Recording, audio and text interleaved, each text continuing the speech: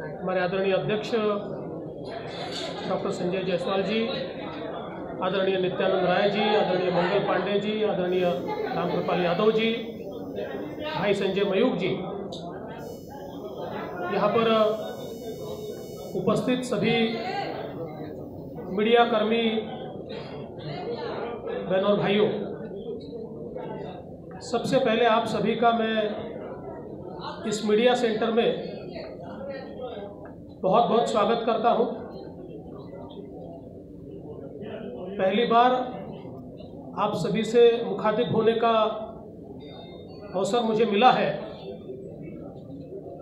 तो अपेक्षा व्यक्त करता हूं कि आपकी कृपा भी मेरे ऊपर होगी। बिहार में विधानसभा का चुनाव बिल्कुल सिर पर है और जल्दी ही शायद उसकी घोषणा भी होगी, और उसी दृष्टि से भारतीय जनता पार्टी के शीर्षस्थ नेतृत्व ने मुझे यहाँ पर पार्टी के साथ मिलकर काम करने का मौका दिया। पहली बार बिहार में मैं इस प्रकार का कार्य कर रहा हूँ, तो मुझे विश्वास है कि कई नई चीज़ें यहाँ मुझे सीखने को मिलेगी और हमारे सभी पदाधिकारियों के साथ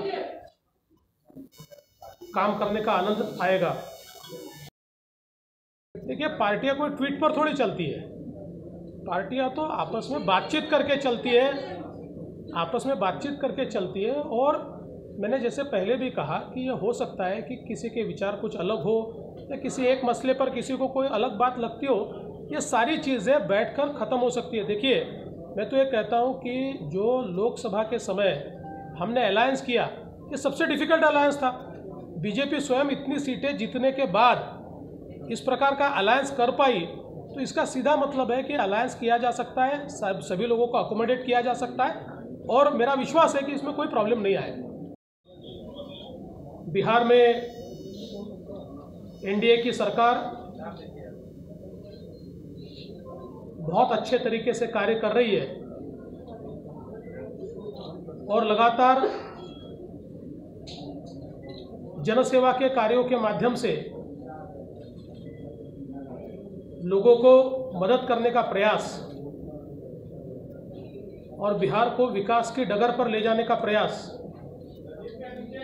इस सरकार ने किया है। विशेष रूप से देश में आदरणीय मोदी जी की सरकार और बिहार में नीतीश जी के नेतृत्व में एनडीए की सरकार, इन दोनों सरकारों ने मिलकर बिहार के विकास के लिए, बिहार के उत्थान के लिए अलग अलग परियोजनाओं के माध्यम से बहुत काम किया है। और अगर हम लालू जी के राज से इसकी तुलना करें, तो मुझे ऐसा लगता है कि जो आंकड़े हमारे सामने आते हैं वो बहुत ही स्पष्ट रूप से इस विकास की गाथा को हमारे सामने रखते हैं। भारत एक विकसनशील इस प्रकार का देश है और सभी सरकारों के सामने चुनौतियां तो होती है, यहाँ पर भी होगी, किंतु अपने संसाधनों के माध्यम से हम इन चुनौतियों का सामना कैसे करते हैं, ये बहुत महत्व का होता है। और आज देश में कोरोना जैसी महामारी के समय जिस प्रकार का नेतृत्व आदरणीय मोदी जी ने हमें दिया है, और विशेष रूप से महामारी के समय भी चुनौती को अवसर में परिवर्तित करने के लिए आत्मनिर्भर भारत इस अभियान की शुरुआत करते हुए आत्मनिर्भर भारत के साथ साथ आत्मनिर्भर बिहार ये जो एक योजना आदरणीय मोदी जी ने और उनके नेतृत्व में बिहार में नीतीश जी की नेतृत्व की, सुशील जी की नेतृत्व की सरकार ने यहाँ शुरू की है, मेरा विश्वास है कि कोरोना की महामारी के बाद अवसर में बदलने का पूरा काम इस पैकेज के माध्यम से हो रहा है। भारत के इतिहास में, और केवल भारत ही नहीं, तो जिसको हम थर्ड वर्ल्ड कंट्रीज कहते हैं, ऐसी सारी विकसनशील राष्ट्रों के पूरे इतिहास में इतना बड़ा विकास का पैकेज इससे पहले कभी तैयार नहीं हुआ। और पहले पैकेजेस तैयार होते थे पर कागजों पर होते थे। मोदी जी ने 2014 से लेकर आज तक जितनी घोषणाएं की, जितने कार्यक्रम हाथ में लिए, जितनी योजनाएं बनाई,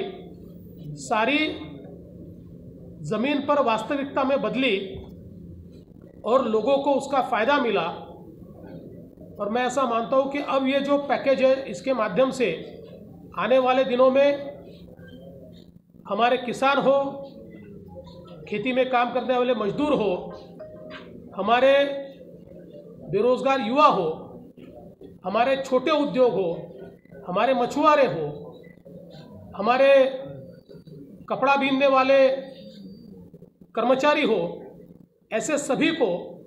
बहुत बड़े पैमाने पर सुविधा भी मिलने वाली है और नया मार्केट भी मिलने वाला है।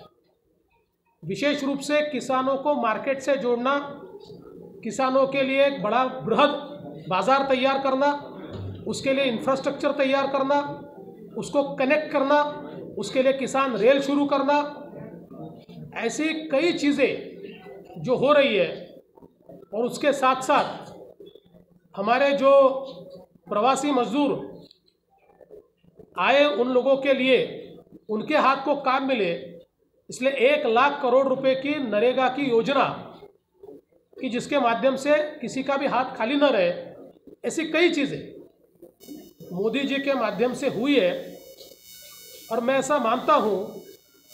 कि लोग भी इस बात को जानते हैं कि आने वाले दिनों में बिहार में वही सरकार बिहार को आगे ले जा सकती है जो मोदी जी के साथ कदम से कदम मिलाकर आगे बढ़ेगी,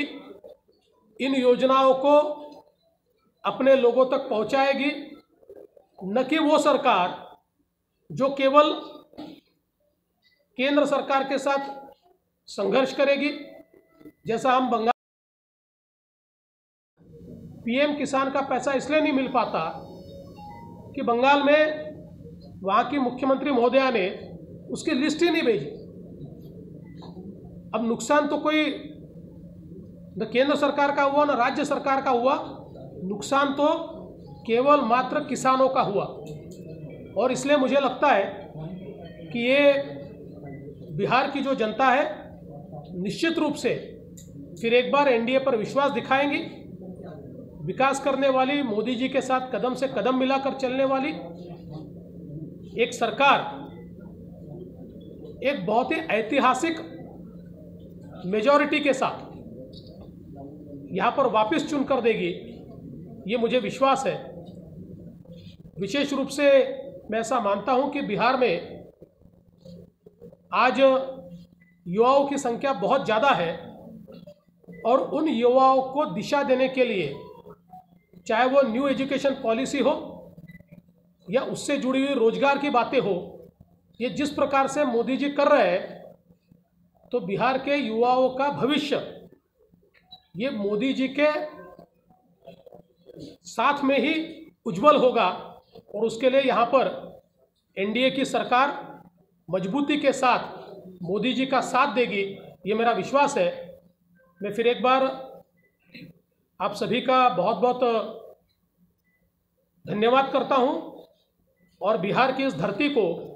नमन करता हूँ, अभिवादन करता हूँ।